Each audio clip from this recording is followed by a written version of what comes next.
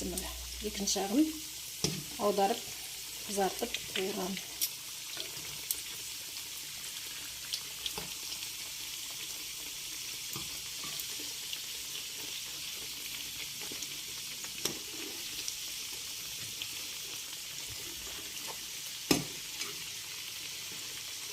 Енді екінші жағы қуырғанша ұстап тұрамыз. Керекті заттарымыз. Мұнда менде 200 мл айранымызды құйып аламыз. 200 мл айранымызды құйып аламыз. Осы айранның үстіне бір жұмыртқамызды жарамыз. Бір жұмыртқамызды жарып, оның үстіне менде бір ас қасық қант, бір кішкене қасық тұз салып, жұмыртқамызды кішкене араластырып аламыз.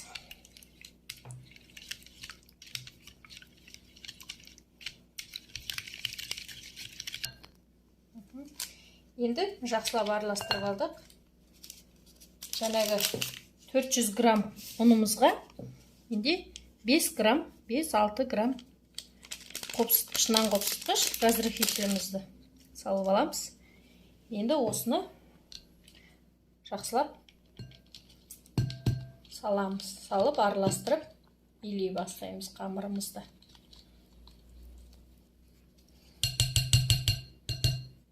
Еншемізді алып тастайық. Енді қолмен жақсылап илей бастаймыз.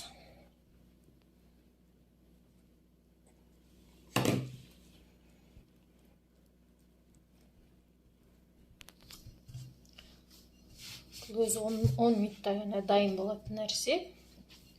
Асыққан кезде пісірсеңіздер болады. Балалар да жақсы көреді. Жолдасым да өте жақсы көретін тамақ. Дәмді болады. Қамырымызды әбден иігенше жақсылап илеп алыңыздар.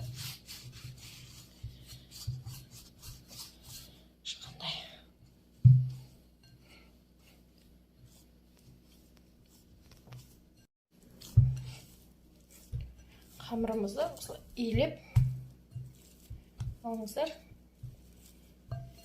Осыны қойып, бетін салақанмен жауып қойып қоямыз. Кішкене тынсын. Енді нанымыз тынғанша салмасын дайындайық. Мұнда менде 4 средний картошка 400 грамм картофелімізді суға пісіріп аламыз. Суға пісіріп, бұл картопымызды ези бастаймыз. Енді бұл картоптың ішіне менде мұнда қуырылған бір пиязымызды саламыз. Оның үстіне кішкене укропымызды салып жүреміз. Дәміне қарай тұзымызды саламыз. Және қара бұрышымызды. Дәміне қарай қара бұрышымызды салып жүрейік. Енді осының бәрін жақсылап араластырамыз. Жақсылап сомамызды дайындап алдық. Енді нанымызға кірісейік. Қамырымыз жақсы иігенше қойып қоямыз. Енді осы қамырды екіге бөліп алған соң бір жағын бөліп аламыз.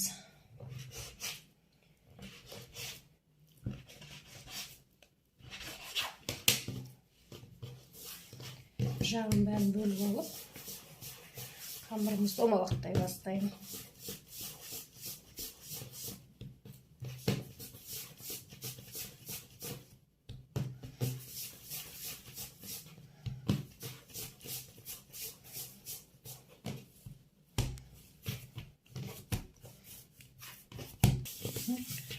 Барлық нанымызды, қамырымызды осылай домалақтап аламыз. Енді кішкене тізіп қоя тұрайық.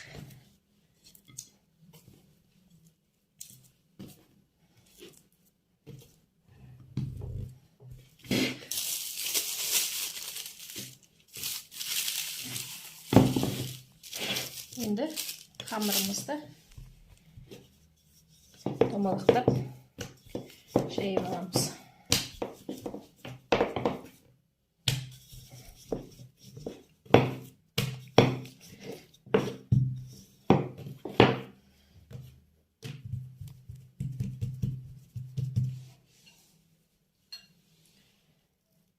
Қамырымызға салмамызды салып,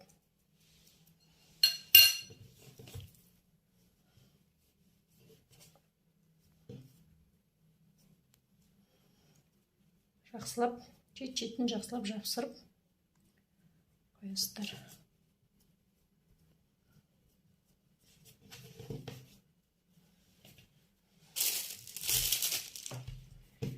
Келесі тағы.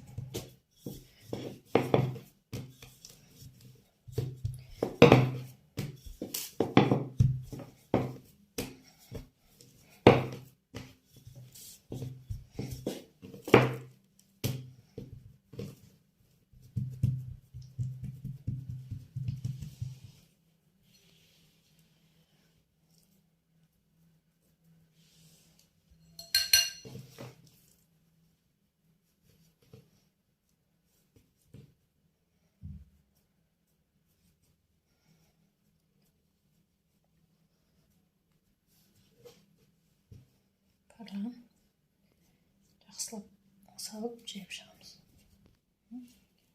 Барлық салмамызды осылай салып, жақсылап бекітеміз.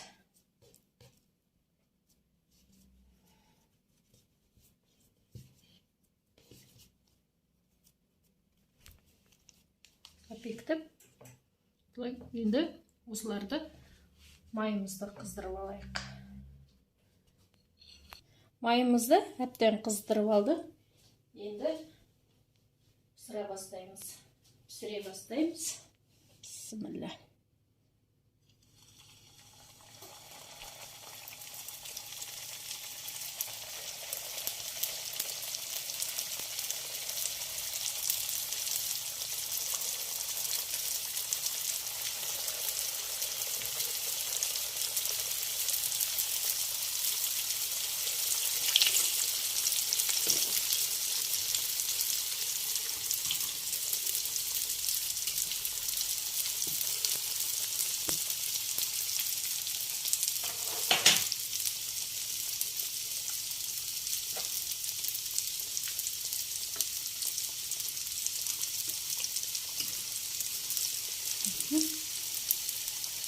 Екі жағын әбден қызартып қуырамыз.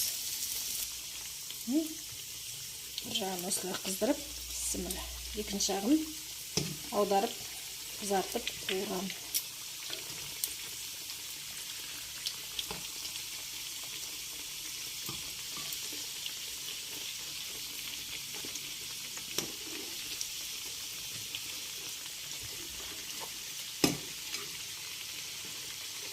Енді екінші жағы қуырғанша ұстап тұрамыз. Әбден қуырып алдық. Екі жағын түсіре бастаймын.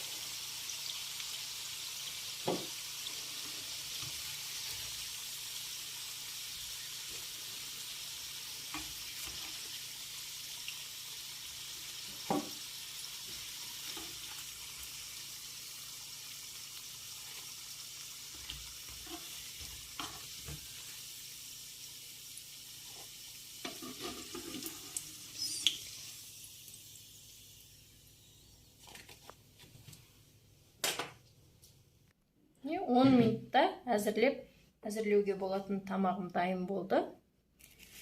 Міне ыстықтай сіздерге. Салмасын өте көп қылып пісірдік. Менің рецептім ұнап жатса, менің каналыма тіркеліп, лайк басып, комментарий қалдырып, подписка жасауды ұмытпаңыздар. Сау болыңыздар.